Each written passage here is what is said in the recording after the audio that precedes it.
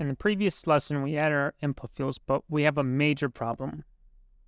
If we don't add anything into these fields and click submit,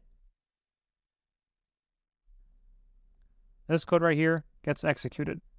If we add in some random numbers in here and we click submit, it gets executed. Now, that's no good, because once that print statement becomes an actual sign-in attempt, we're going to have a lot of failed-in sign-ins and sign-ups. And if they are somehow able to sign up, they might sign up with something that's not an email, or with a really easy-to-guess password, and that's just a big headache. All this means extra cost for you, the person developing applications, because you're paying the authentication servers all the time, and you're getting charged for that every single ping. It's as if you're going to get your driver's license, and instead of giving your address, you put your name in that field, or something else that's random. And every time you have to go back, because obviously that license won't be accepted anywhere, and you have to pay for a new driver's license to get created every single time. In this lesson, we're going to make it easier on the user so they can only enter information that is valid. That's exactly why we use these text form fields, if you remember from the other lesson, because they have a validator property here. Now we're going to define what is actually valid within this text form field, but before we do that, let's do the check that checks whether the fields are valid. If you remember, that's why we put everything within a form, because the form will be able to check both of these text form fields, whether the information in there is valid. Now to do that, we need a key. Now there's a whole lesson about keys coming up, but we don't need to get too deep into it here. All we need to know is this key will allow us to find this specific form so we can execute the validation for anything within this form, which for us is these two text form fields. So let me go ahead and define that key.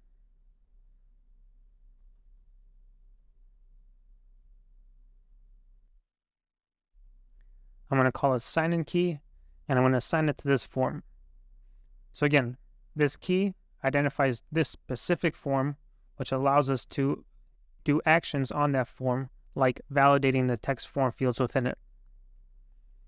So we take that sign-in key, we take the current state of that form, and we can validate it.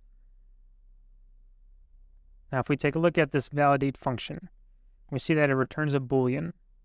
The description tells us that it validates every form field that is a descendant of the form and returns true if there are no errors. So we can do a conditional if statement around it. If the fields are valid, which means it returned true, we can print these fields. Now let's go back to the application. We try the empty string again. You'll see it still gets printed. Now why is that? That's because we haven't defined what valid actually means for each of these text form fields. So let's first start with defining what a valid password is here. Well, we know one thing for sure is we don't want the password to be empty. So we can take the validator field. It gives us a value, which is currently what's inside the text form field. And we can do a check for if the value is null or if the value is empty. That's not a proper null check. You need a double equal sign. The reason we need to check both null and is empty is because if you first start up the application, nobody clicks in it, and you just submit, it will be null. But let's say you put something in there and then you remove it, it's going to be an empty string that looks like two quotes with nothing in it, and that's what the is empty checks for. Let's go back to the validator. You see it returns a string. So the return value of this validator, if everything is good, will return null, basically saying there's no problems here. But if we have a problem, like over here where the user didn't enter anything, we want to return a text telling the user what the problem actually is. So here we're going to tell the user to please enter a password.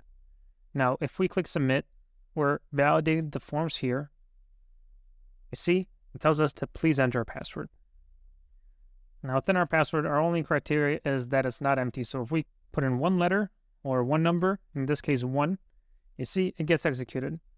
I think we could do a little bit better than that on security. Other websites, including Twitter, sometimes make you add letters, numbers, special characters, and even capital letters. But another way to make it a little bit more secure is just to check the length of it, make it longer. So we're going to add a validation that checks whether the password is at least 6 characters long. So we're going to check for another condition. We're going to take the value of our string. We're going to see the length of it. And if it's less than 6 characters long, we're going to return another issue saying password must be at least 6 characters.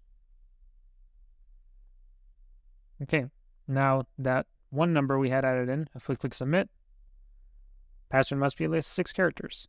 And if we add in the 6 characters, then it will finally get executed. Okay, so our validation for the password is defined. Now we're going to need to do the same thing for our email. So now if we have an empty email that says, please enter a password, that's not correct. We need to update that to please enter an email. And if we submit, there's an email.